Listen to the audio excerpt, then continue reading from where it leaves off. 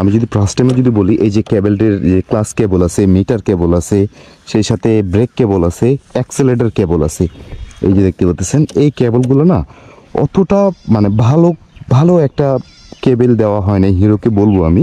এই জিনিসগুলো আপনারা একটু মানে কমজোরি করে ফেলছেন। জিনিসটা আরেকটু ভালো দেওয়ার বা আরেকটু উন্নত দেওয়ার দরকার ছিল। Hello everyone, welcome back to my YouTube channel, welcome back to my another video, welcome back to my Facebook page. তো আমার ইউটিউব চ্যানেল থেকে যারা যারা দেখতেছেন অবশ্যই আমার এই ছোট্ট চ্যানেলটি সাবস্ক্রাইব করে দিবেন, আর তার পাশে থাকা বেল আইকনটি অল করে দিয়ে রাখবেন। আর হ্যাঁ, আমার ফেসবুক পেজ থেকে যারা যারা দেখতেছেন আপনারা অবশ্যই চ্যানেলটিকে ফলো করে দিয়ে রাখবেন। তো আমার সামনে যে বাইকটি দেখতে পাচ্ছেন এটা হচ্ছে হিরো প্যাশন এক্স প্রো 110 সিসির বাইক। তো যাই হোক, এটার আমি ফার্স্ট ইমপ্রেশন আপনাদেরকে কিছুদিনের মধ্যেই দিয়ে দিয়েছি। অ্যান্ড আজকে কথা বলবো বাইকটির good side and bad side. হয়তো আপনারা থাম্বনেল দেখে বুঝে গেছেন যে আজকে এই বাইকটির good side and bad side দুটো বিষয় নিয়ে কথা বলবো। তাই অবশ্যই ভিডিওটি কন্টিনিউ করতে থাকেন। আর হ্যাঁ, আমার এই ছোট্ট চ্যানেলটি অবশ্যই সাবস্ক্রাইব করতে হবে নতুন নতুন ভিডিও পেতে। যাই হোক, বেশি কথা না বলে ভিডিওটি শুরু করি নাকি। তো আমার চোখে পড়া যে এই হিরো এক্স প্রো 110 সিসির বাইকটি, এই বাইকটির আসলে খারাপ দিকগুলো আমার একটু মানে কমেই লেগেছে, কিন্তু ভালো দিকটা আমার একটু বেশি লেগেছে। কারণ কেননা বাইকটিতে অবভিয়াসলি আমার কাছে একটু বেশি ভালো লাগে। খারাপ দিকটাও আমি তুলে ধরবো অ্যান্ড এই বাইকটির ভালো দিকটাও তুলে ধরবো। যাই হোক, ফার্স্ট টাইমে যদি দেখি, ফার্স্ট টাইমে হচ্ছে যে বাইকটির ওভারঅল যে সামনের যে লুকসটা দেখতে কিন্তু মনে হচ্ছে যে এটা কোনো 110 সিসির বাইক নয়। এটা কিন্তু দেখতে মনে হচ্ছে যে 125-এর বাইকের মতো ভাই। অবভিয়াসলি আপনারা যদি দেখেন সামনে থেকে, হয়তো বা লুকসটা দেখাচ্ছে আপনাদেরকে, আপনারা যদি মনে করেন যে হিরোকে আমি রিপ্রেজেন্ট করতেছি এই হিরো প্যাশন এক্স প্রো 110 সিসির বাইকটি i3s, অ্যান্ড এটা কিন্তু না ভাই। কারণ কেননা আমি good side and bad side দুটোই কিন্তু আপনাদের সামনে শেয়ার করব। যাই হোক, প্রথমত ফার্স্ট টাইম লুকের কথা আপনাদেরকে বললাম যে ওভারঅল 25-এর মতো দেখায় দূর থেকে, যদিও আপনারা দেখতে পাচ্ছেন। যাই হোক, এখন ফার্স্ট টাইমে যদি ভালোটার কথা বললাম আমি লুকসটা, আর দ্বিতীয়ত মিটার কনসোলটা যে দেওয়া হয়েছে অবভিয়াসলি কিন্তু খুবই ভালো।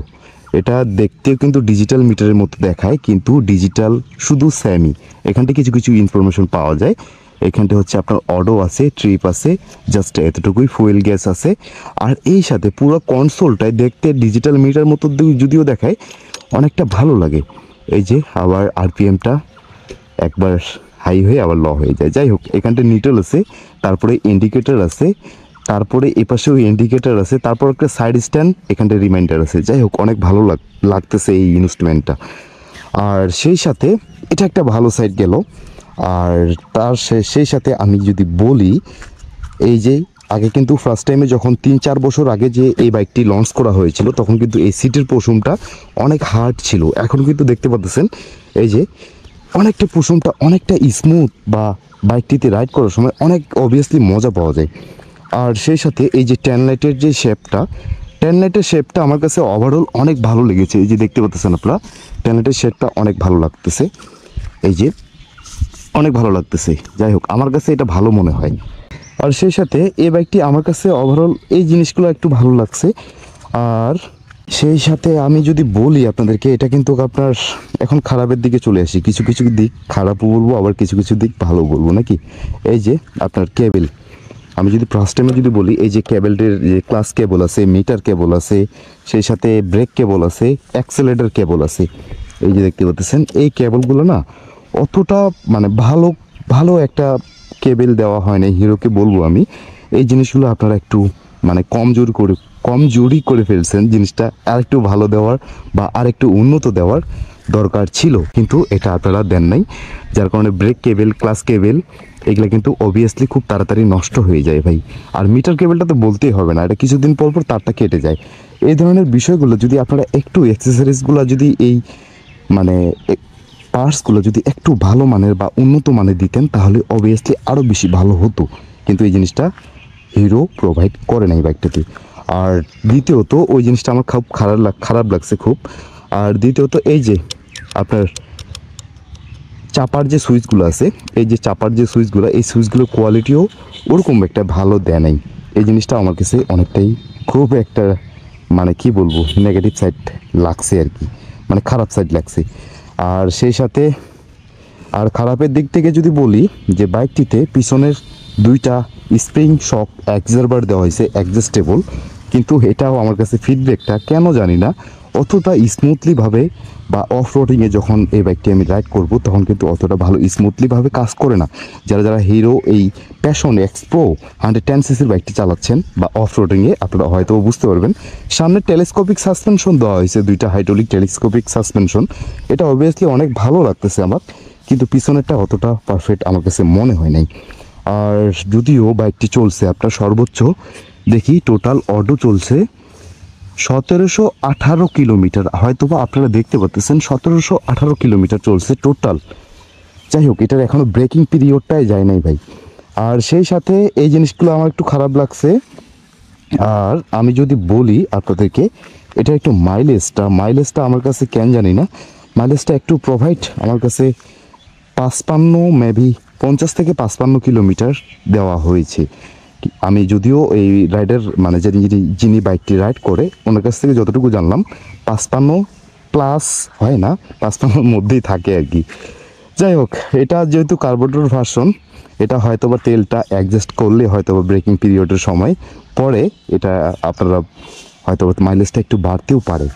যারা যারা মনে করতেছেন যে এই বাইকটি নিত্য প্রয়োজনের জন্য নিব বা এই বাইকটি নিয়ে আপনার কোথাও রাইড শেয়ার করতে চান, তো অবশ্যই তাদের জন্য এই বাইকটি একটা ভালো প্যাকেজ আমি বলবো। কারণ কেননা বাইকটি অলমোস্ট দেখতেও অনেকটা বড় বা সিটিং পজিশনটা অনেক পারফেক্টলিভাবে পাওয়া যায়। আর সেই সাথে সারিকারটাও দিয়ে দেওয়া হয়েছে, ভালো, অনেকটা ভালো। যারা যারা এই বাইকটি নিয়ে রাইড শেয়ার করতে চান, যারা যারা নিত্য দিনের জন্য দৈনন্দিন জীবনের জন্য এই বাইকটি রাইড করতে চান, অবভিয়াসলি ভালো। আর সেই সাথে আমি যদি বলি যে বাইকটিতে আরেকটা জিনিস, এখানটার পার্কিং লাইটগুলো খুব জ্বলে উঠতেছে, ভালো লাগতেছে। আর এটা কিন্তু আপনার এই যে সামনে যে হেডল্যাম্প আছে, হেডল্যাম্পটা কিন্তু আপনার হ্যালোজিন দেওয়া হয়েছে। এটা যদি অ্যাকচুয়ালি দেওয়া হইতো যে এলইডি মতো, তাহলে এলইডি যদি দিত অ্যাকচুয়ালি অনেকটা ভালো হতো। যাই হোক, এই জিনিসটা আমার কাছে একটু খারাপ লাগছে। আর বাইকটির সাউন্ড কন্ডিশন বা সিটিং পজিশন দেখতে কিন্তু অনেকটাই 25-এর মতো দেখায়, তারপরও কিন্তু আমার কাছে হিরো যেটা প্রোভাইড করছে যে এই বাইকটা হিরো প্যাশন এক্স প্রো 110 সিসির, অবশ্যই দেখতে কিন্তু ভাই লুকসটা ওভারঅল অনেক ভালো। হিরো সবসময় এটার দিক থেকে অনেকটা ফাস্ট, কারণ কেননা ওরা লুক মানে বাইকের যখন একটা বাইক তৈরি করে ওরা লুকসের দিকে কখনো কমতি রাখে না। যেমন কিছুদিন আগে একটা বাইক লঞ্চ হয়েছে ইন্ডিয়াতে, প্রায় মোটামুটি 1 বছর মেবি হয়ে গেল, আমাদের বাংলাদেশে রিসেন্টলি চলে এসছে। সেটা হচ্ছে হিরো এক্সট্রিম 125R, সেটা কিন্তু 25 সেগমেন্টের। আমি ডিসপ্লেতে দিয়ে দিচ্ছি, আপনারা হয়তো বা সেখান থেকে দেখে নিতে পারেন। বাইকটি কিন্তু অনেকটা পপুলার বাংলাদেশে, অবভিয়াসলি বর্তমানের দিনে পপুলার। যাই হোক, চলেন একটু বাইকটি রাইড করতে করতে কথা বলি। বাইকটি তো আমার অনেক ভালো লাগতেছে। দেন দেখতে কিন্তু যদিও 25-এর মতো, কিন্তু 25 না। বাইকটি ওভারঅল আপনার 110 সিসির বাইক। যাই হোক, চলেন দেখি তো i3sটা কাজ করতেছে কি না। আমি মনে করেন কোনো ট্রাফিকে পড়লাম, দেখি ঠিক কাজ করতেছে কি না। 1 2 3, ও মাই গড, কাজ করতেছে। 1 2 3 4 5 6 7 8 9 10 সেকেন্ড। 1 2 3 4 5 6 7 8 9। ও কাজ করতেছে ভাই। i3sটা অবভিয়াসলি এটা মাইলেজ এফিসিয়েন্সির দিক থেকে বা ফুয়েল এফিসিয়েন্সির দিক থেকে অনেকটা সাপোর্ট করবে আপনাদেরকে। যাই হোক, এই জিনিসটা হিরো অবশ্যই ভালো একটা ফিচার প্রোভাইড করতেছে আমাদেরকে, অনেকটা ভালো লাগতেছে।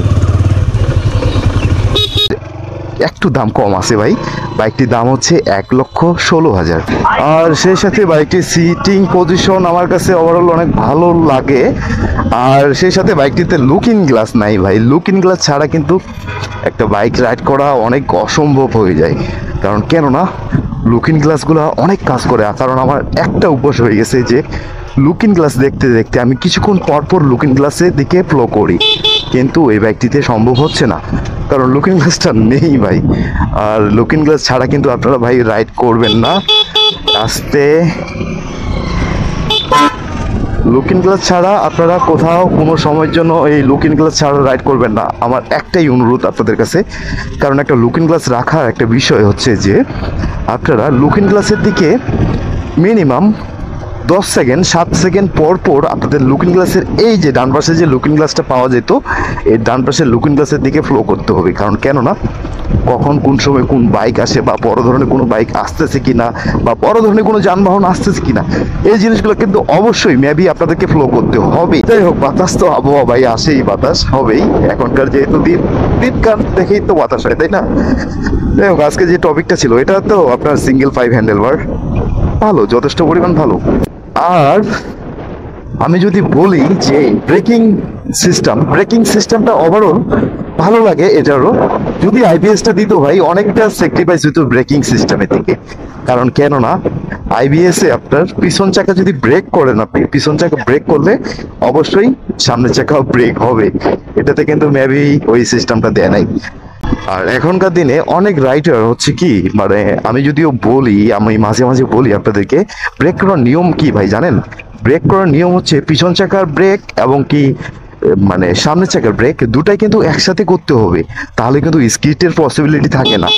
আর আপনারা অনেকেই অনেক ভুলবশত আপনার সামনের ফ্রন্ট ব্রেক চাপে দেন, আর না হয় পিছনের ব্রেকটা, রিয়ার ব্রেকটা চাপে দেন, সেক্ষেত্রে কিন্তু স্কিটের সম্ভাবনা থাকে। যাই হোক, এই জিনিসটা আমি বরাবরের মতো বলি, যার কারণে কিন্তু আপনার এই যে এই সমস্যাগুলো সলভের জন্য আইবিএস ব্রেকিং টেকনোলজি বের করছে কোম্পানি সবগুলোই।